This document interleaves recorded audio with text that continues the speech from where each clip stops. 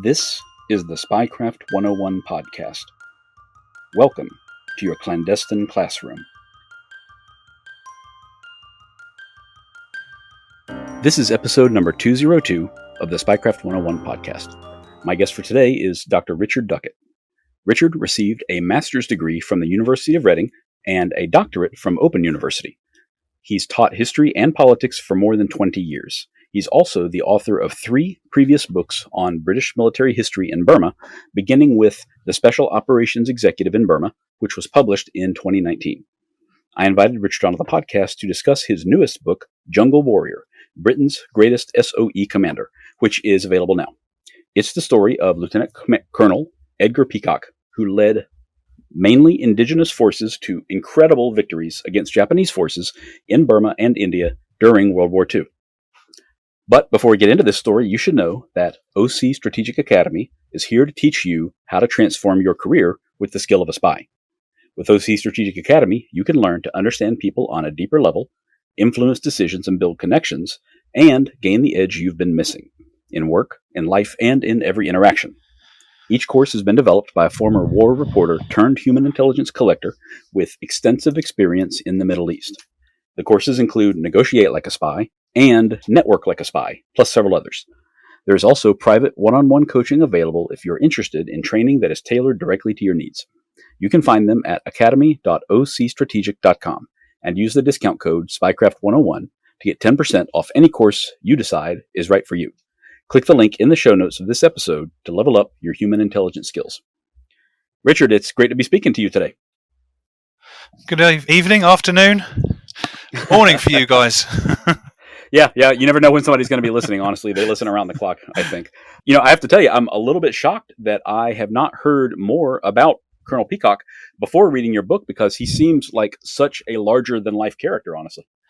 Yeah, he certainly was. I think he's another well-kept secret from the Second World War. There seems to be just an endless amount for us to continue researching for the Second World War, and I've found someone pretty special here.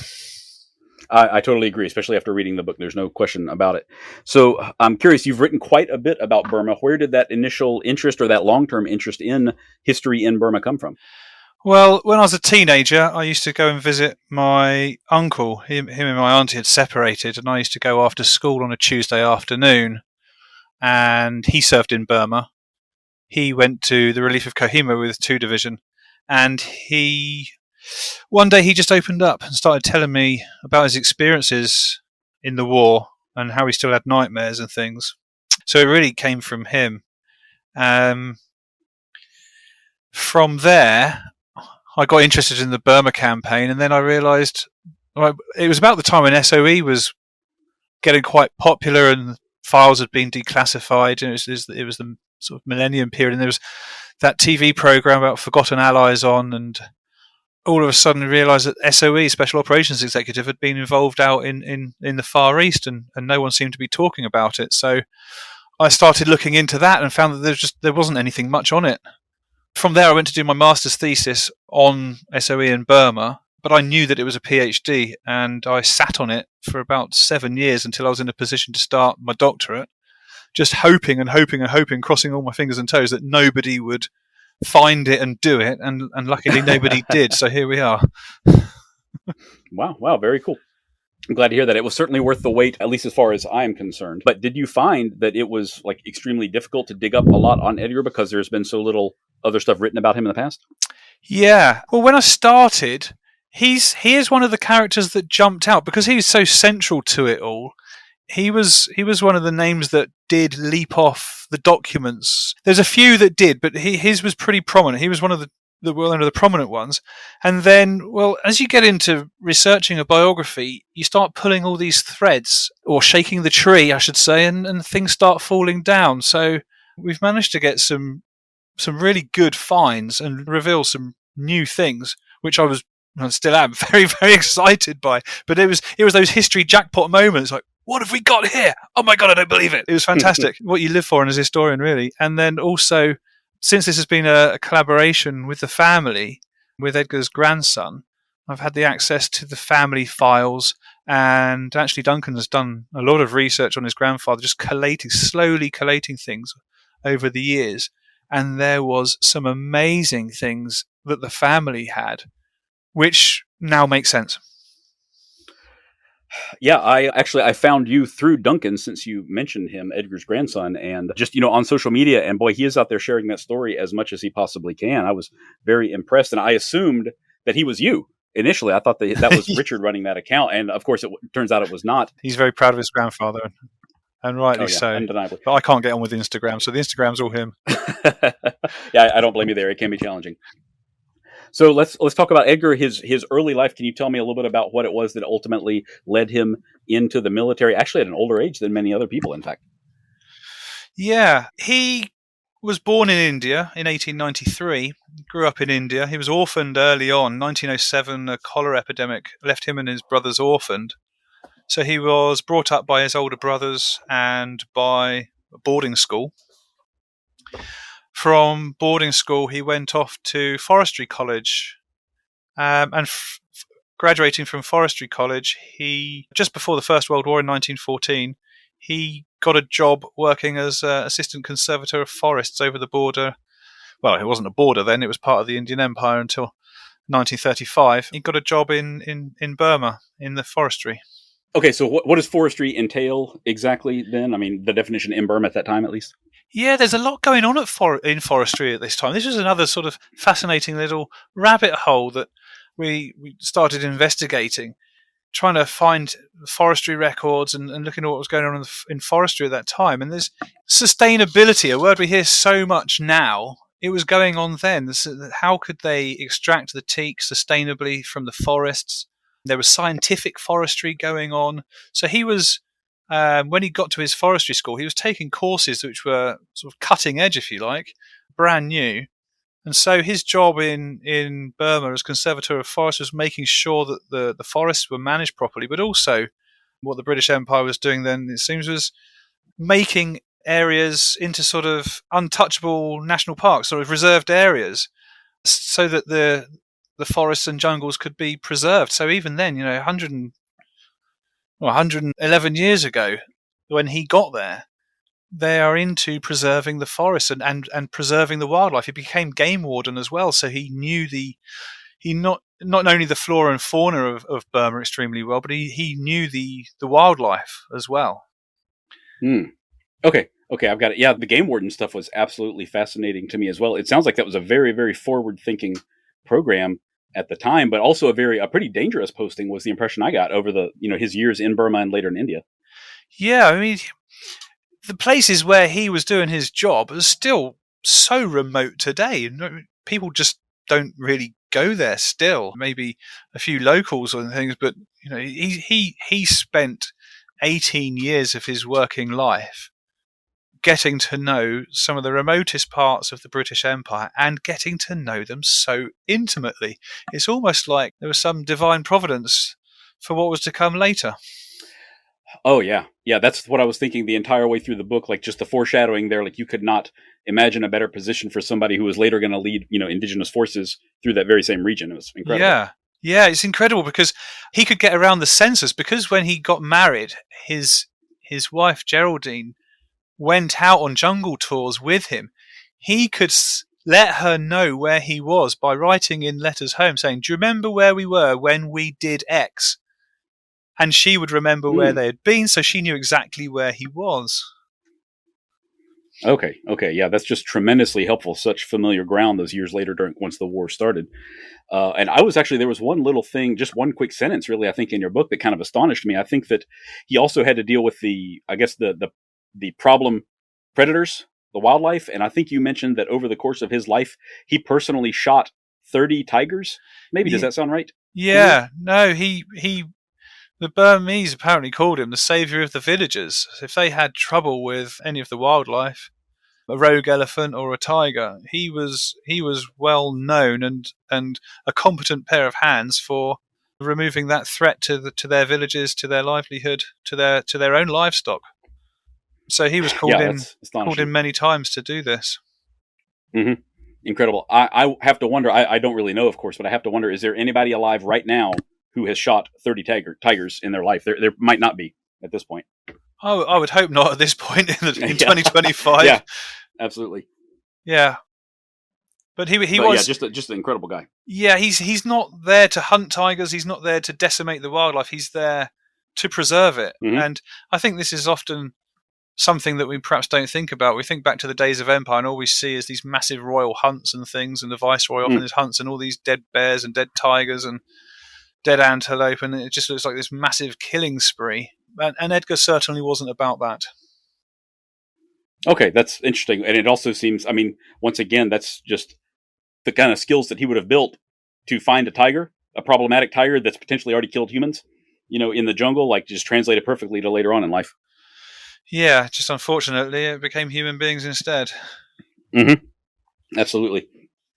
So I understand that he spent many, many years in Burma, but he did not ultimately stay there all the way through the 1940s, right? No. Well, in 1914, so he was 21 when he started his forestry career, and he stayed there from 1914 through until 1932. So a good 18 years there. He desperately wanted to join the First World War, but he was told that he wasn't allowed because it was a reserved occupation. So looking after the forests and being the game warden in Burma was seen as more important than signing up for the Great War. So he got to stay there for that time. He did make a few trips out of Burma. He went and invested in some land in South Africa, which is important later. But also he decided that he was getting on a bit in age and he didn't want to be on the shelf. He needed to get married. So he took some leave and he went to find a bride. Oh, wow. So how did that work out for him? I know you already mentioned his wife Geraldine, but how did they meet in the end if he'd been out in the jungle for so many years? Yeah, so he'd never been to Britain, but he got on a boat and came to Britain to with the explicit purpose of making some investments, but also to find a bride. Meanwhile, back here in Britain, Geraldine, who was born in South Africa, had come to Britain with her family to live here after her father got ill, and they came back to Britain. And she went to see a clairvoyant one afternoon because it was raining so hard. She made things, so she was an artist and a maker of things like baskets and things like that. And she was at a fair somewhere selling her wares, except it was raining so hard no one was coming out, so they had no customers. But there was a clairvoyant in there. She saw the people crowding round getting their fortunes told, so she went to get her fortune read, and she was told that she would meet a dark, handsome man in a good government job on a boat, and then there would be a voyage on a boat. She would have to sail across 2 oceans, and then she'd get married. And so she sort of held on to that.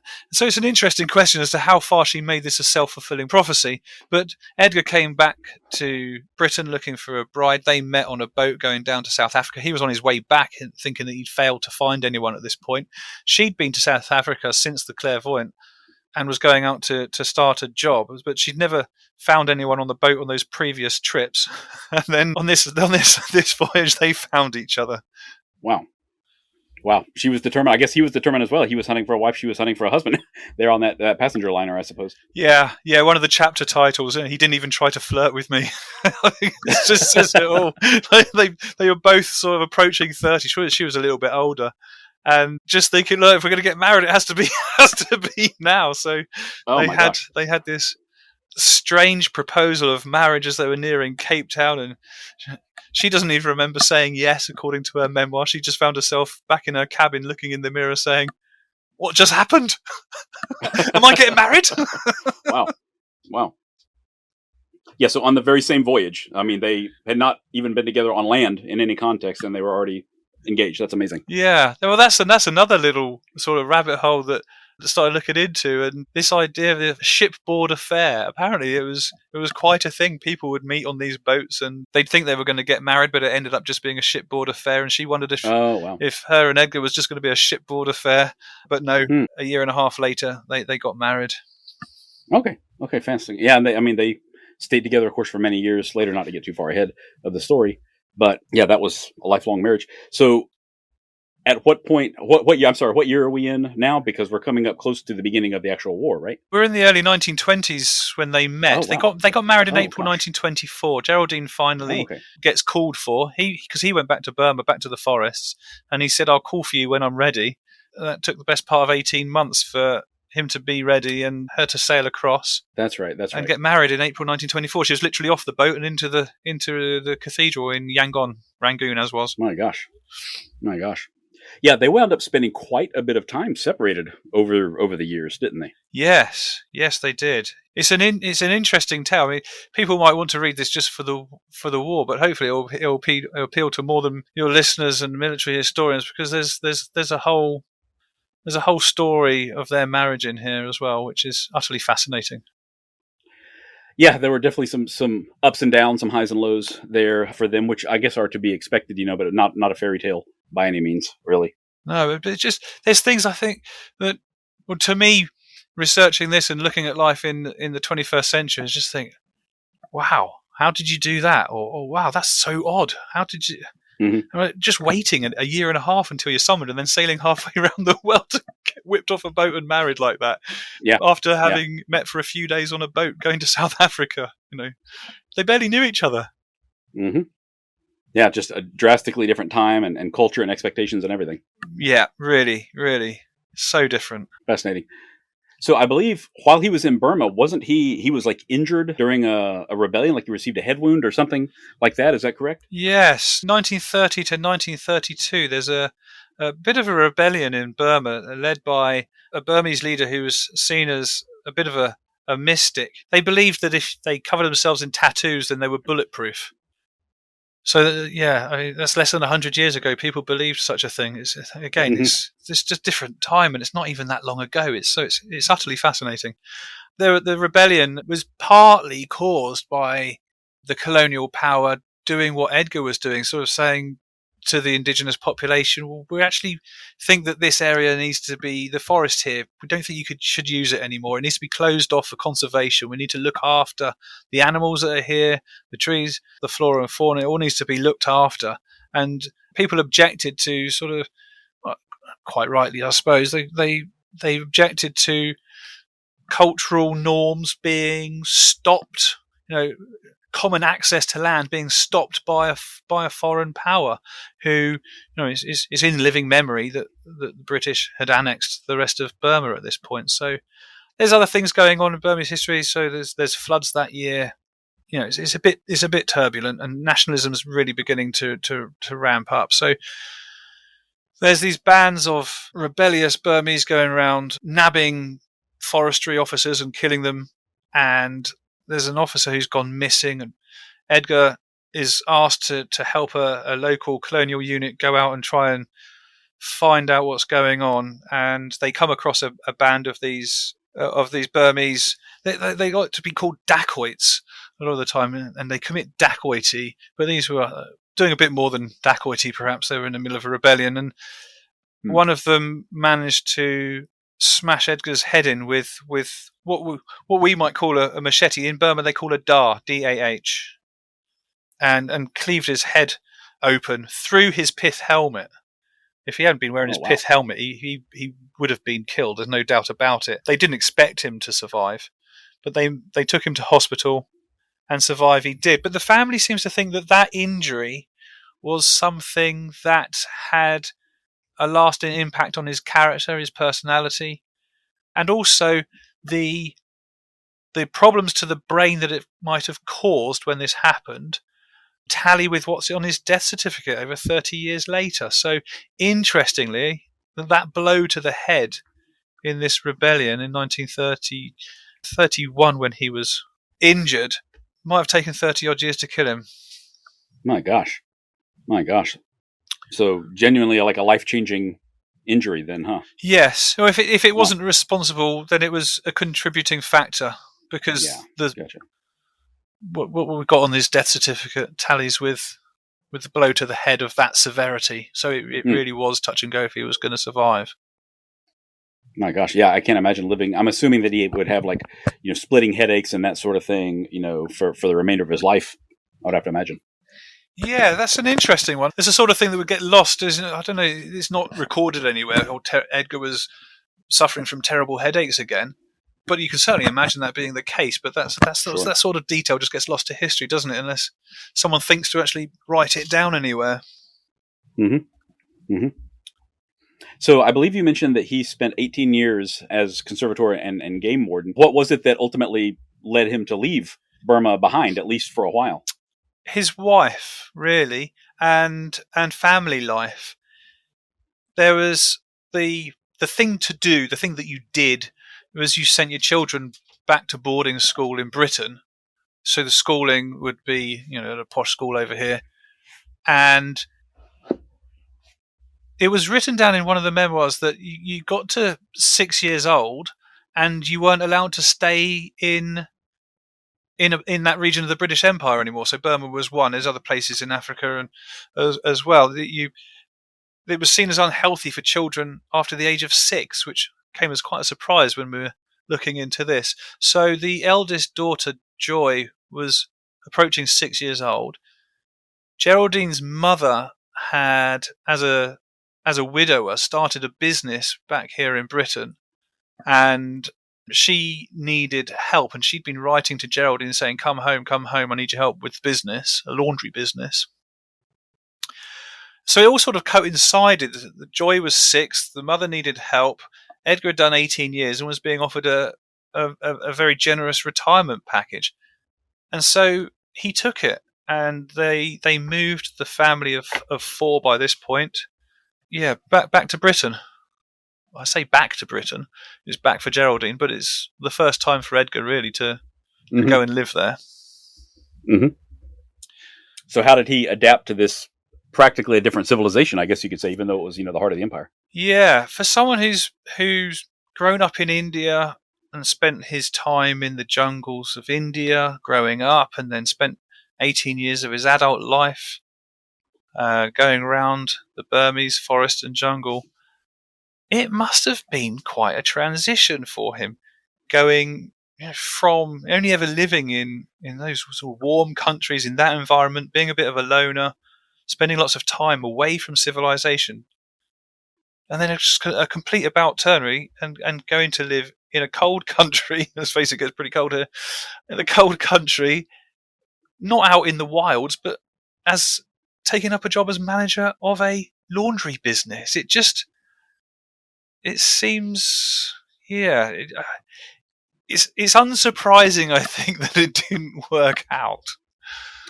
I felt like the subtext there was like that was not the right place for him, is kind of how I felt about it, especially after overseeing, I guess, probably thousands of square miles of territory and the drastically different problems that he had overcome, in that region, and then, working in a laundry just doesn't, it seems incongruous, Yeah, it really does. Yeah. I just can't imagine what he was.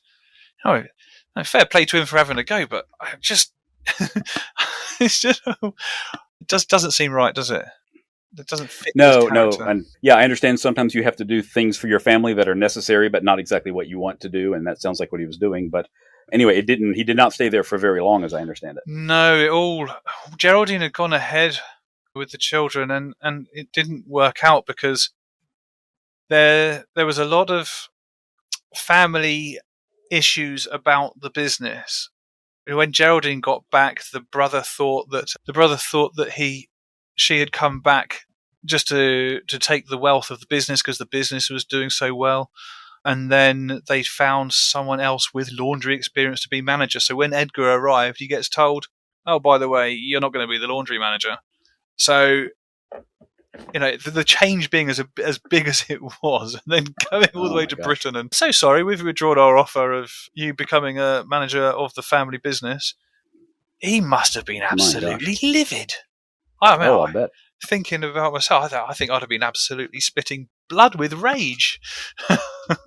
Oh, sure. That must have been like a 2-month journey or something, I'm guessing, right? From Burma to London? Yeah, it's a good 6 weeks on the boat. 6 weeks, wow. And having your hopes dashed like that. That's incredible. Or expectations, if not hopes.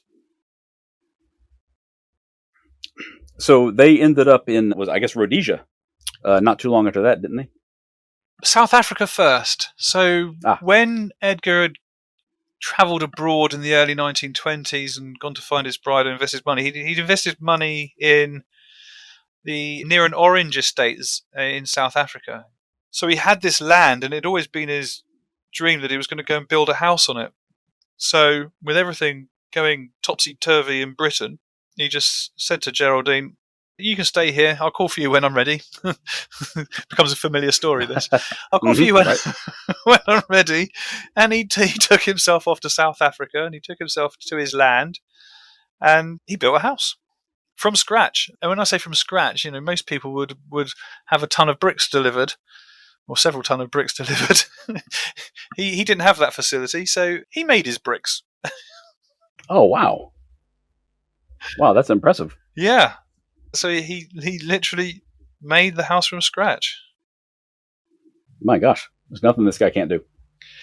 Well, that's it as well. It's this generation and this time. They just seem to put their hand to anything and get on with it. Nothing seems daunting. Nothing seems too big a challenge. Going out to these remote places, facing off a man-eating tiger, going to build a house somewhere in a remote part of the British Empire from scratch with bricks and a big kiln. I went to Tanzania last October, and I've seen how Edgar must have made his bricks, because it still goes on in Tanzania now. They've got these massive kilns, and they're baking all these bricks. And I imagine that's exactly the same way that Edgar would have made his bricks. Mm-hmm. Yeah, not afraid of manual labor at all, it sounds like. No, nothing too big or too small. Wow. So, what was it that I guess the family was living in Africa by the time the war actually began? Was he able to enlist at this point, even though he was an older guy? Like, was there any hurdles for him at that point? Yeah, by then they've moved from South Africa to Southern Rhodesia, and again he just disappeared and said, "We're moving house," and they packed up the first house they built and went and built another house in Southern Rhodesia. Oh my gosh. And started their farm all from scratch again in what's now Zimbabwe. And by the time the war came, 1939, Edgar was born in 1893, so he's too old. So of course he does the classic and shaved 5 years off his life and signed up saying that his date of birth was February 1898. Wow. Well, I've heard of 16-year-olds pretending to be 18, but I've never heard of a guy. What was he? He was 46, 47? Yeah. At that time, is that right? Yeah, so he's trying to get himself back down closer to 40. Wow. Yeah. Wow, incredibly tough guy, but I mean, 40, 46, 47 is still, mid-40s. I mean, you're getting up there for sure to be, the beginning of your military career. Yeah, but he'd kept himself so fit. He's been a frontiersman all his life, really. Pushing boundaries at the edge of empire somewhere. He kept himself very fit, and so he found the physical side of joining up when he finally was able to, because he had a bit of a fight, and he complained, "Why is it taking me so long? I just want to go to war. Why is it so hard? I'm a willing man wanting to go to war. Let me do this." And so he finally got taken on in 1940 and started a sergeant instructor's course. So within a few months, he passed out as a sergeant in October 1940 with another man who had also... There might be some doubt about Eustace Poles's age, because he says that he was a similar age to Edgar in his private writing. If he was born in 1902, which is what it says on his grave, then he was 9 years younger, which I wouldn't say is close in age. Mm-hmm. But Eustace also talks about how when they were trying to get themselves into a decent regiment, that he went into Nairobi because they'd just done the officer training together and passed out as officers, and they were waiting for their posting, and they wanted a decent regiment. And Eustace, in his family memoirs, he talks about going into Nairobi and trying to find someone to dye his hair and get rid of all the grey to make him look younger. Wow. Yeah, I can see how that would make them stand out, especially if they're like supposed to be a brand new lieutenant or something like that. That'd be a little bit odd, a little bit eyebrow raising. Yeah. The Royal Artillery wasn't looking for people in their 40s. They wanted subalterns sort of about 21 years old. So they were both double or more that age. Mm-hmm. So they were desperately trying to look younger because they didn't want to get into what they would see as a second-rate regiment. So they got what they wanted. They both joined the Royal Artillery. Okay, so did Edgar actually see any combat as an artilleryman prior to joining SOE? Depends if you count Japanese air raids on Ceylon as combat, because Eustace went to Abyssinia.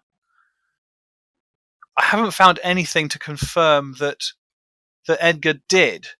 It says on his service record that he'd served in the Siasan Rebellion. That's where he got the head injury in Burma.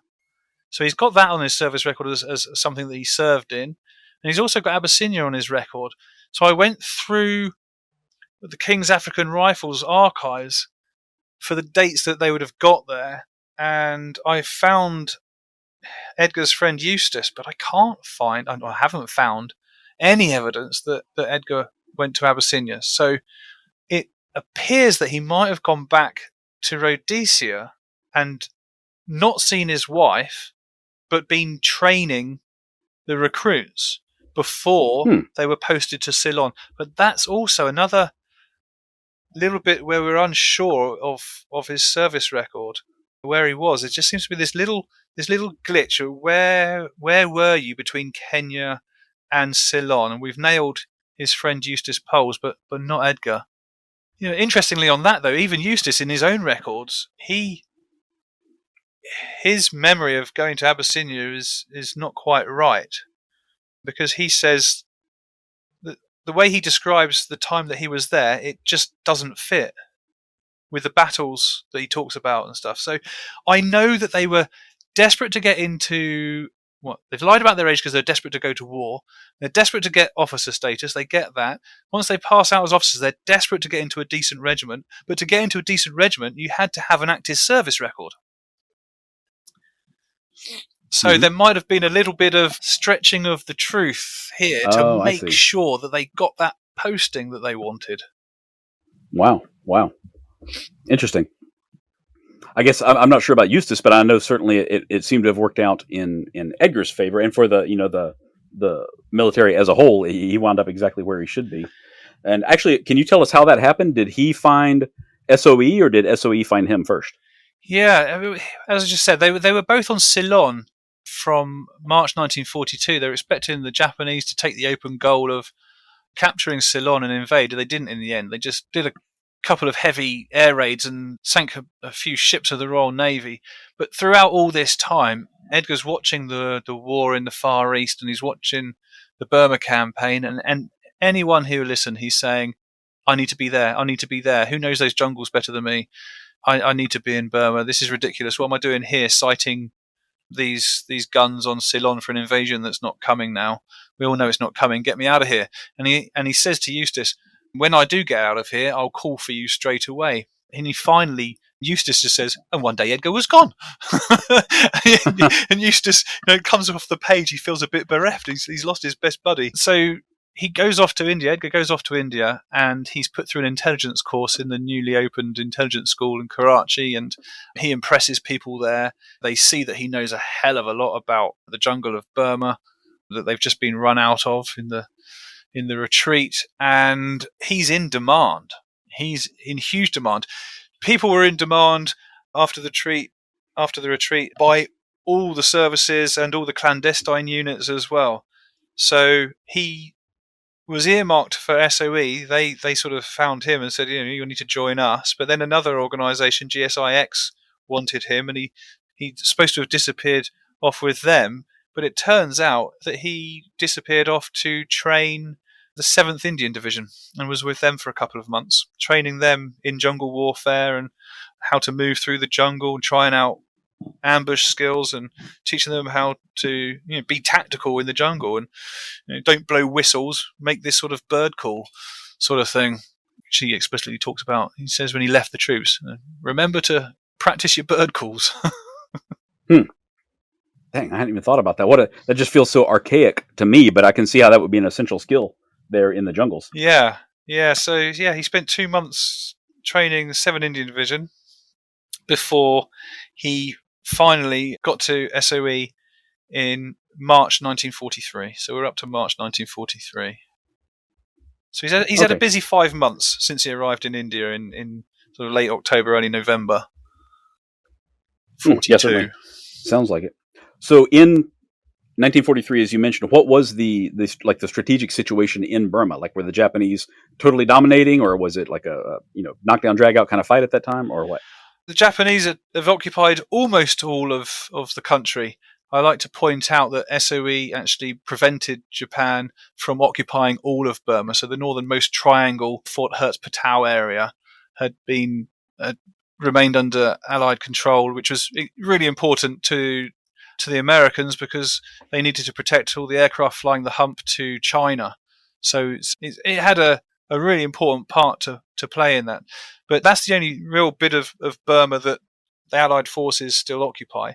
They're facing off over this huge crescent of Burma. You've got the Chiang Kai-shek and the Chinese armies on the eastern side of Burma. You've got Kachin levies, soon to be with OSS, and SOE and Indian parachute troops up at Fort Hertz, and then following down the border through all the foothills of the Himalayas, the Chin Hills, down to the coast of the Arakan. You've got the two sides probing at each other, testing each other out, and Britain, the Indian Army, and the Americans not quite ready to go back in yet. Lots of arguments over strategy. Why would you try and fight back through Burma? It's such an inhospitable place. It's no good for big open warfare, or maybe the Central Plains were later on.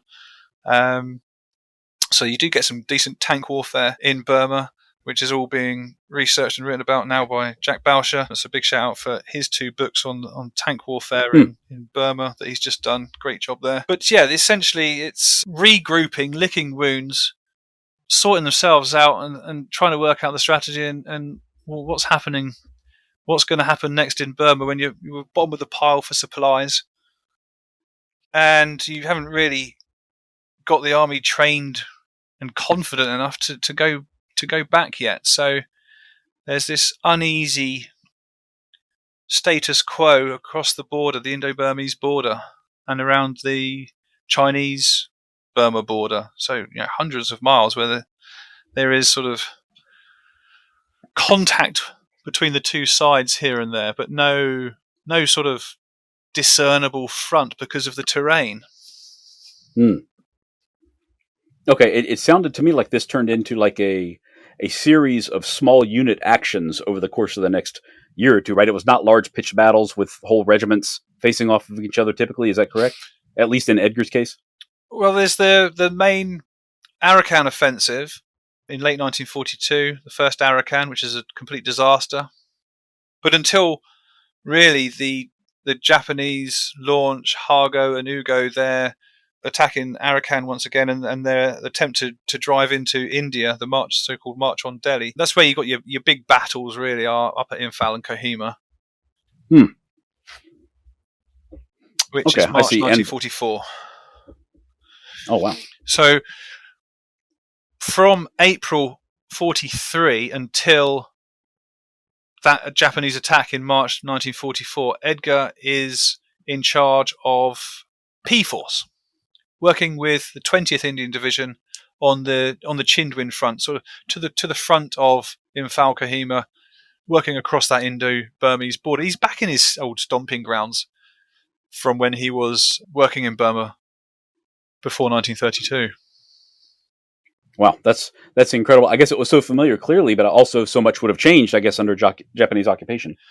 Yeah, because the fear of reprisals is massive, isn't it? But yeah, this is where Edgar is quite remarkable because he challenges this narrative that the Burma people were all supporting Japan, that they weren't, and he managed to recruit lots of Burma people with P-Force. He's got about 150 men under his command, which are with 3 other officers, because he's managed to get Major Poles over from Ceylon. He said he'd call for him, and he did. And they are out on patrol, going behind the lines, running agents, attempting to set up opium smuggling, just trying to get intelligence from across the Chindwin River. in all this time, right up until the Japanese attack in March. Well, you mentioned opium smuggling. I'm actually very surprised by that. Can you tell me what was the value of that as a mission? Yeah, opium seems to be something that was good currency in Burma. It's used because of altitude, I believe. So there's a significant, I say significant, I'm not really sure how significant, but there's enough of the population that were using it that SOE was looking for people to smuggle opium in.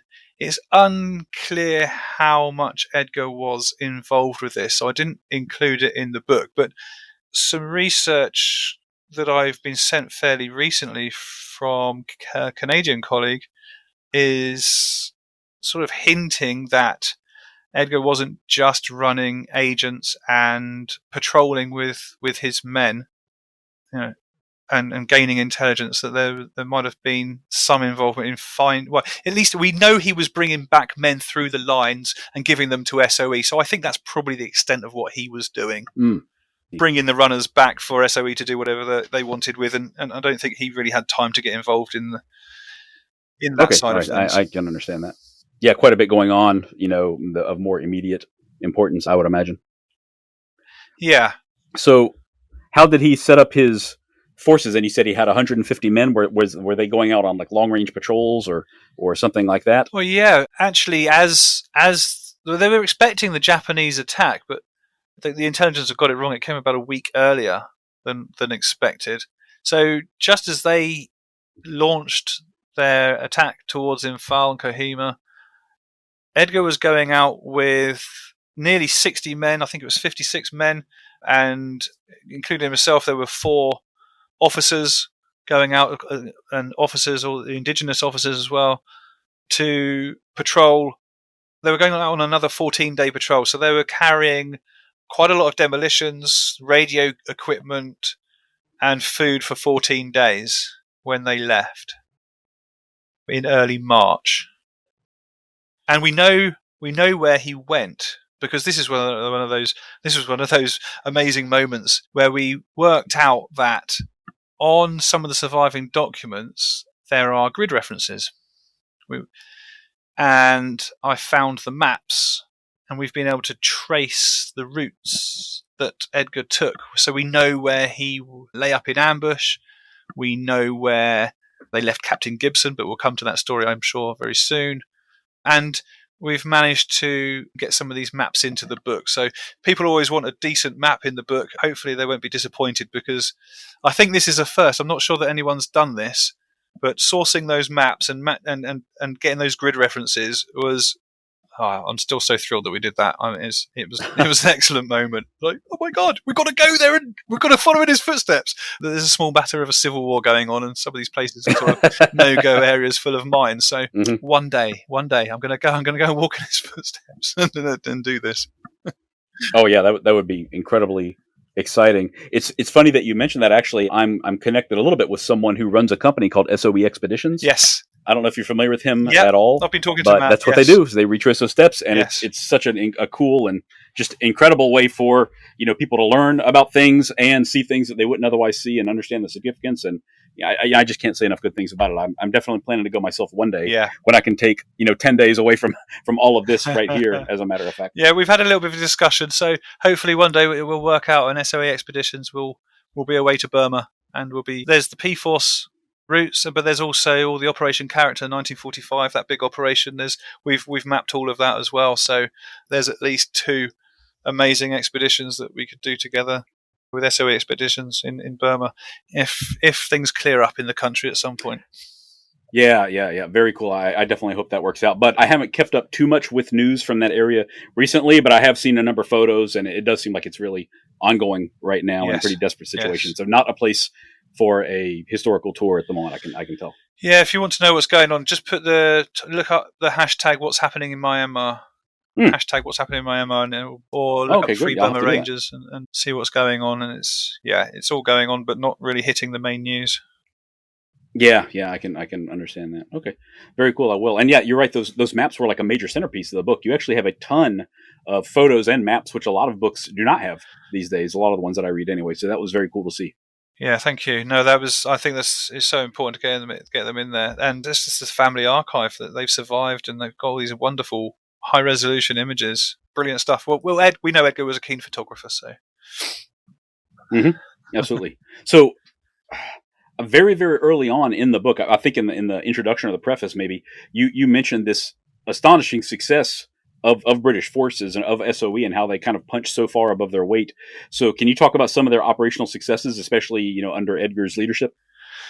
yeah. While with P Force, what the other big revelation that has come out of researching this book that no, as far as I know, it's not written into any accounts of the Battle of Imphal, but SOE, apart from the Indian Field Broadcasting Units, they Edgar and P Force fought at the Battle of Imphal. We've got them near Palel.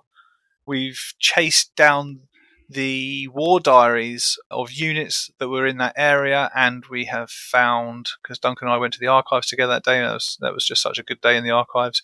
When finally you're finding the stuff that you want, you're finding those nuggets in the archives.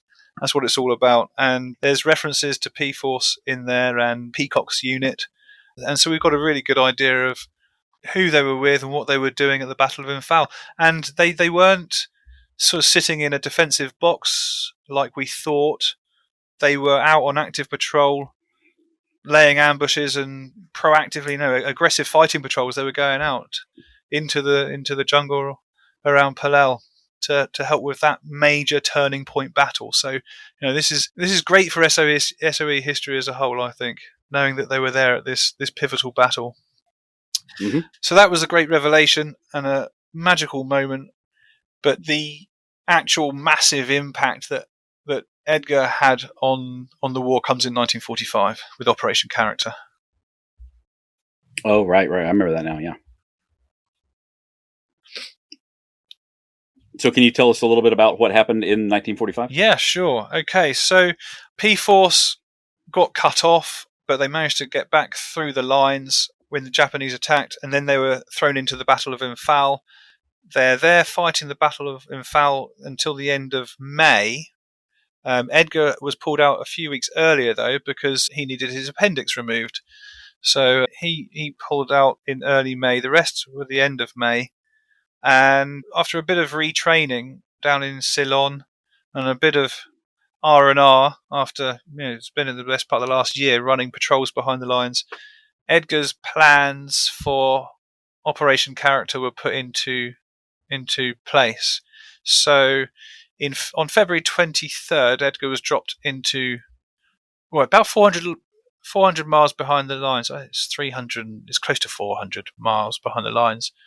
And their task is to prevent the Japanese from regrouping in central Burma and blocking 14 Army's advance on Rangoon. So 3 special groups. The special groups have come out of P Force. Most of them are P Force men. They were pulled out en masse from the Battle of Imphal and trained together as units of sort of 20 odd men. And then they are put back into Burma to raise the Karen as guerrilla fighters and block the Japanese from regrouping and do what they can to help 14 Army to advance on Rangoon. And they are spectacularly successful under Edgar's leadership. Edgar got the central region of Operation Character. It's divided into 4 zones, each named after an animal. Most of the SOE operations have got an animal code name. So Edgar's was otter. He had walrus to his north. Major poles was ferret, but ferret came under otter in the end. And then to the south of them, they had hyena and then mongoose.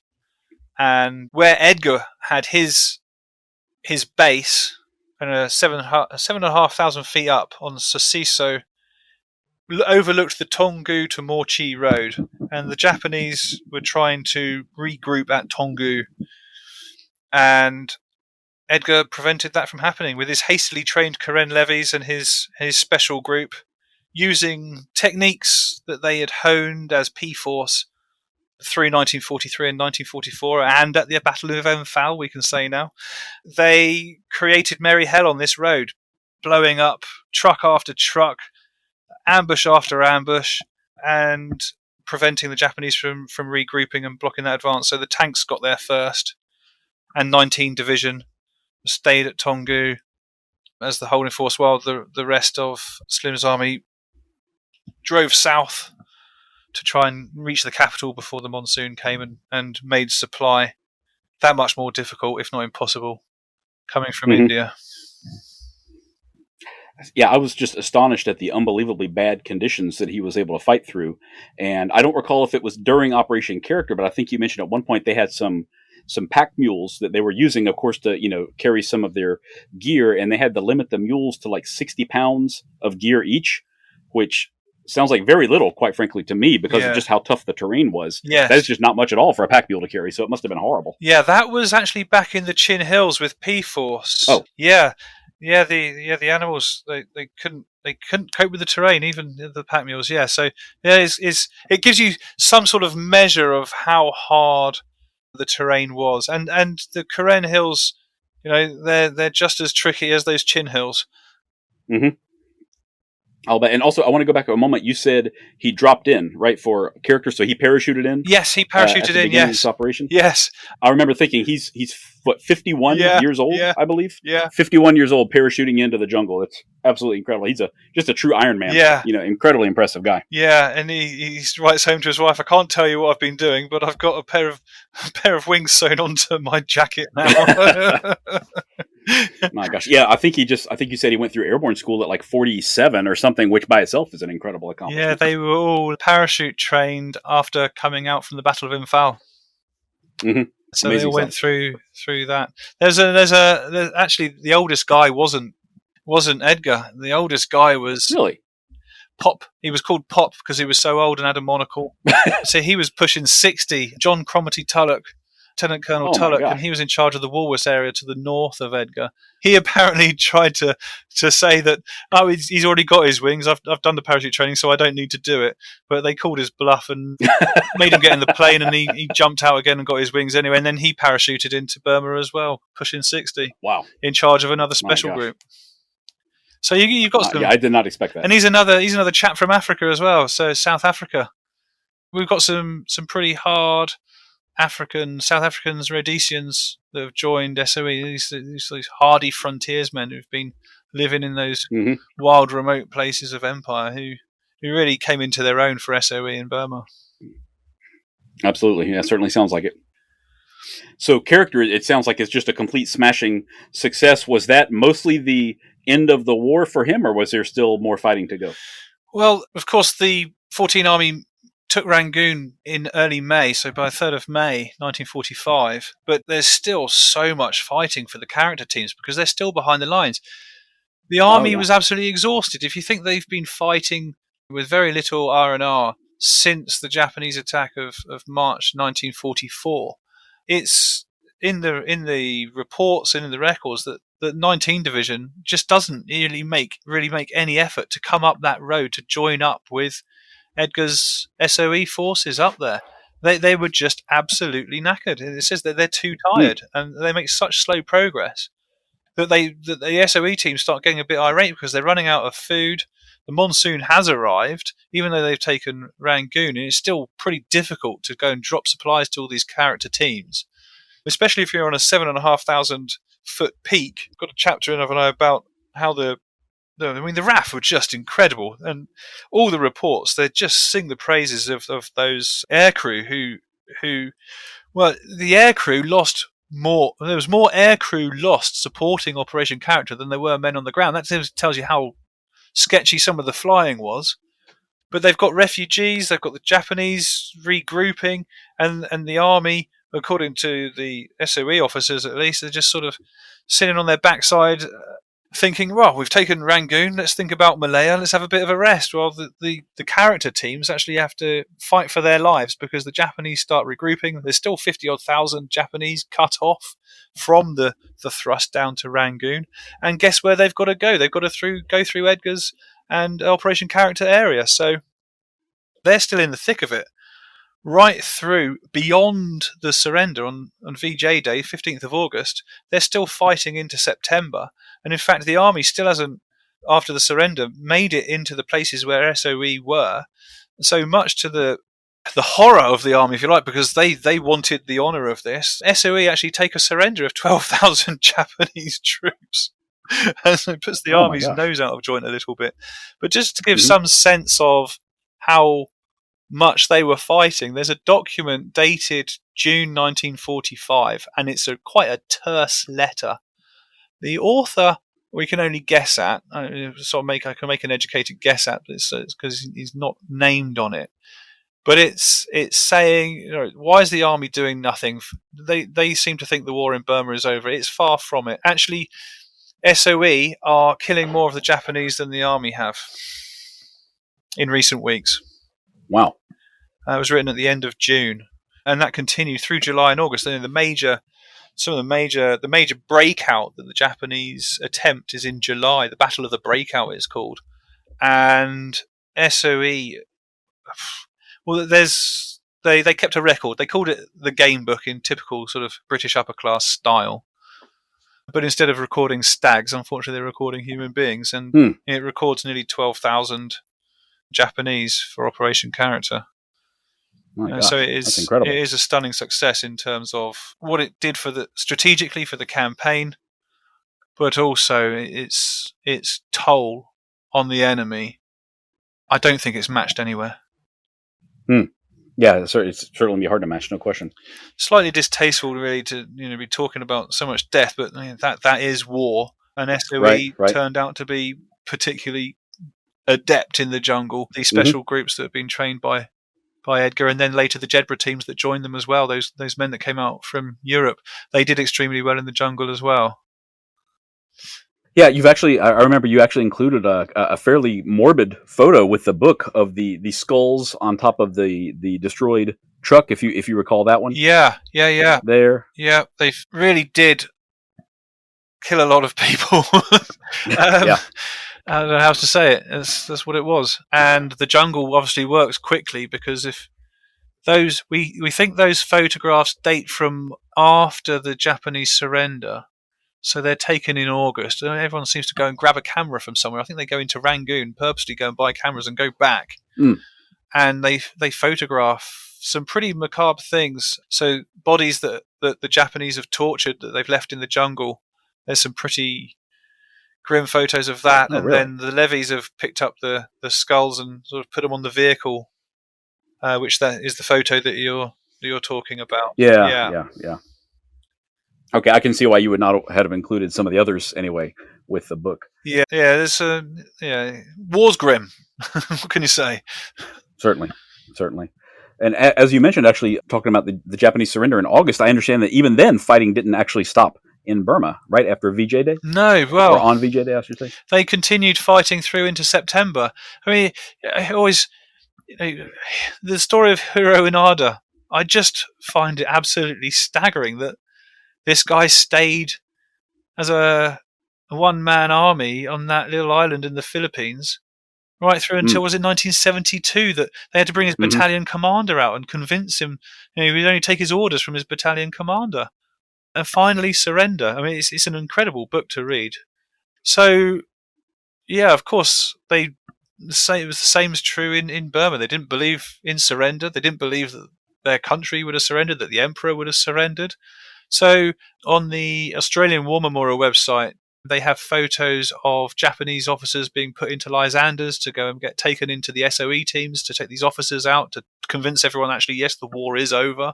Oh, wow. And you've also got the photographs that the character officers took of the Japanese officers that they were working with in their respective areas. There for the same purpose. Look, come on, guys, the war is actually over. You can surrender.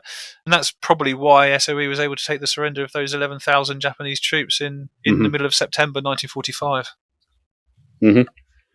Wow, incredible. Just what a hard-fought campaign that was, really on both sides. But I can't imagine, like you said, it was 14 straight months of fighting with no reprieve hardly at all for the army as a whole. Yeah. Just incredibly exhausting stuff. Yeah, and then the character teams, and they come out by early November, so they've been in since February, reinforcements have been flown in because they were so incredibly successful. They raised something like 12,000 karen.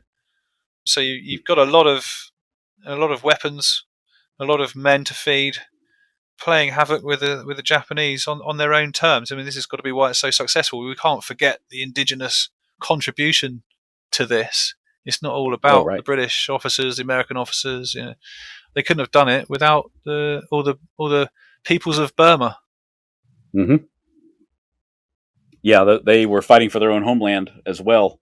Yeah, absolutely.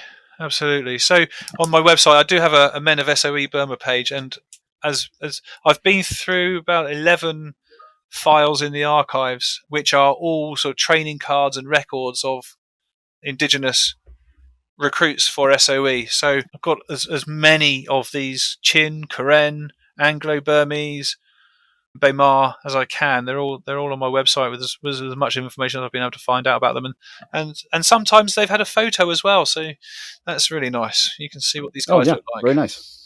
Yeah, I'll have to check that out as soon as we're done here. That sounds very cool. You just type in Men SOE Burma on Google, and it should be right there for you. It's my most visited page.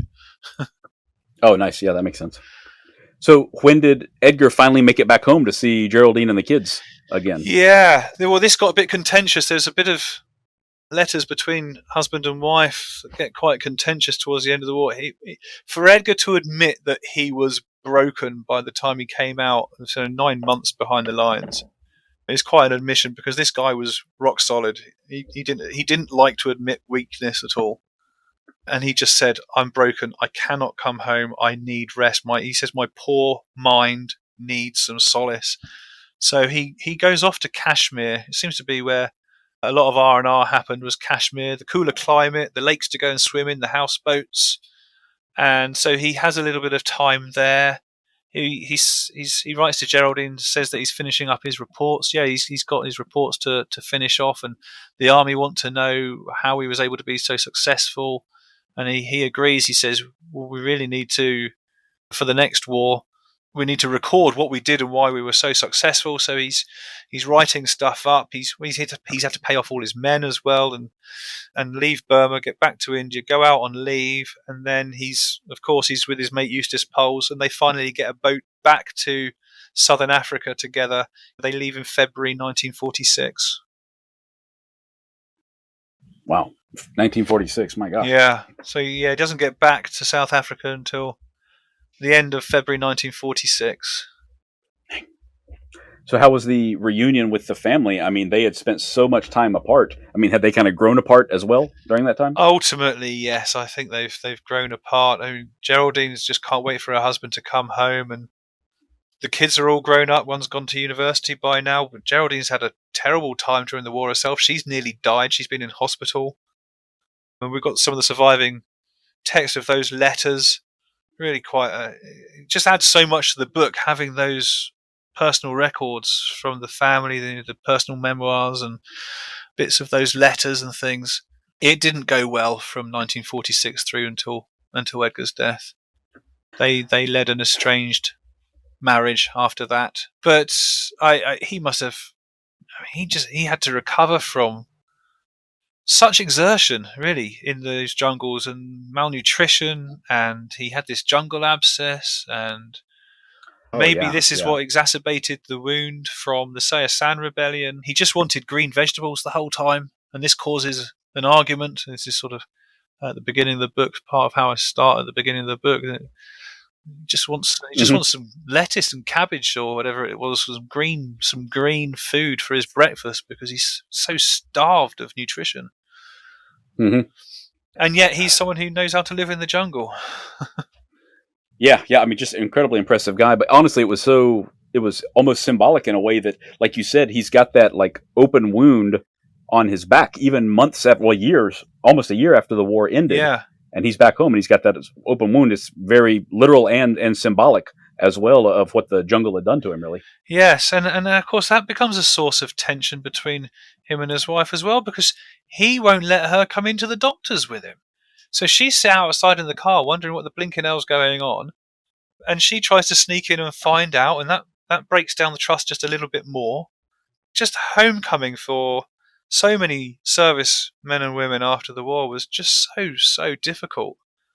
I mean, Eustace Poles himself, he gets home and he just says they just don't know what's happened. They've just lived here in Southern Rhodesia and life has been okay. There's been a bit of a drought perhaps, but food's been okay. They've got no clue what we've been through. And he, within weeks it seems, he and his wife just go their separate ways, and he moves off into Northern Rhodesia to go and be alone in the bush there. But Edgar and Geraldine, they stayed together, not together, I suppose would be a way to describe it, until whatever it was killed him did so. But you see that last photo of him and he's seriously wasted away. This big, strapping chap is just a shadow of the man he was by the time he dies. Yeah, that's unfortunate. And it was, I mean, comparatively young age, right? I think it was in the 1950s. Yeah, he was 62. Died, wasn't it? 62, well, yeah. Okay, so just it was ultimately just the complications of that head wound and I guess the war and all that, it just took a toll on him? It wasn't, or was it some other new illness or whatever that developed later on? Well, that's what we've been trying to work out, really. You know, what was it that actually did for him in the end? And I think it's everything you said. It's just a culmination of hard living. You know, really. I don't know how to describe it. He lived hard. In places that most of us will never even visit in our lives. Yeah, just an astonishing story from start to finish. And I kind of, I don't know if I'd say appreciate it, but it's good to see, and it's important to see, I think, that there isn't this happy ending waiting for everyone once the fighting is over with, necessarily. Yeah, I think that's what makes it so sad. It's just, you know, they've been without each other for so long. He's got his children. He hasn't seen his children for so long, and you just want it to all work out in the end. You just want it to be good. You want them to be close again. And it just doesn't happen. But you know, yes, that's returning to my uncle. You know, he came back from the war, and he and my auntie didn't really stay together after that. The war had taken its toll, and Uncle Cliff was having his nightmares until he died. Wow. Yeah, I can see that. So going back to him, since you mentioned him at the beginning, what was it that caused him to open up to you specifically? I mean, was that a very difficult thing for him to do, or was he a little more willing to talk about it than others might have been? I think it came from, I'd been going around for over a year by then. Every Tuesday without fail after school, I went to visit. And I guess we got to a position of he trusted me. Timing was right. And it spilled out. And he'd never told anyone before. He kept on saying, I've never told anyone this. Wow. I can see how that would have a tremendous impact on you at that age. Yeah, it really did. Yeah, that's a real blessing. I mean, I felt like a I'll call it a gift, but a real blessing to share that level of trust that he had with you too. That's amazing. Yeah, it was quite a privilege. Just wish that I'd had presence of mind to write it down. I mean, it's before mobile phones. I would have recorded it, I suppose, if it was now, wouldn't it? So all I've got is what I can remember. You know, 15-year-old me, and there's just a few things I can remember, but I know there was more. But there we are. Such is life. Yeah, I understand totally. Well, Richard, this was wonderful. I really appreciate you sharing this story with me, and I'm really glad I had the opportunity to read the book as well. For the listeners, if you want to pick it up and read it, of course, as always, you know, there's so much of the story that we haven't really had the time to tell. Just incredibly detailed combat records, as Richard has recreated so much of this through his research. It's really astonishing stuff.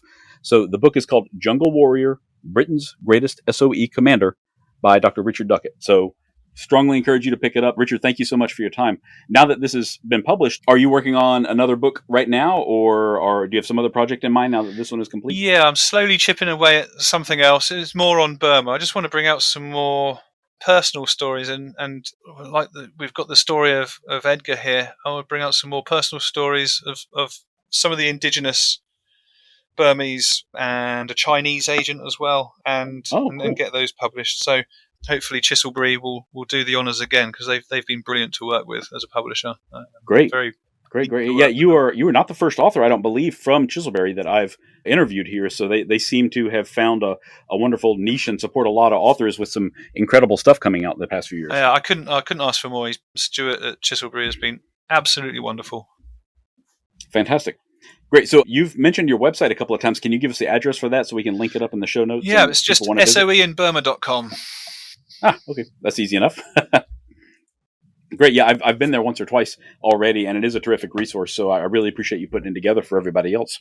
No worries. Yeah, it's been really important, that website, for connecting with families. There's quite a few photos on there that wouldn't have otherwise. They've corrected records, and I can't wait for the 21st of June where I'm going to go and actually meet all these people that have emailed me over the years, and we're just going to have such a special get-together down at the Victory Services Club. It's going to be amazing.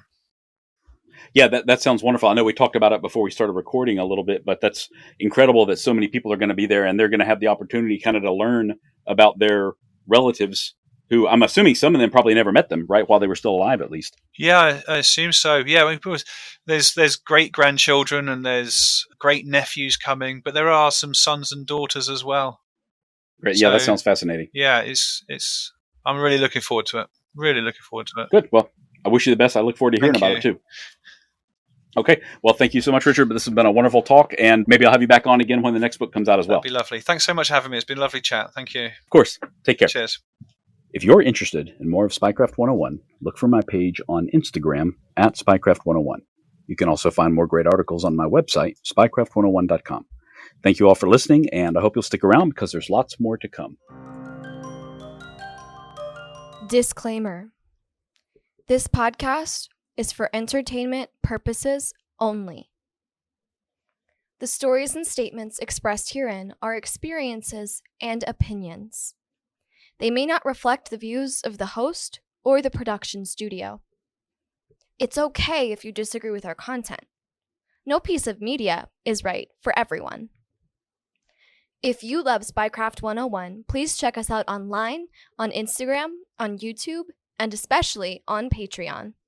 Thank you for listening.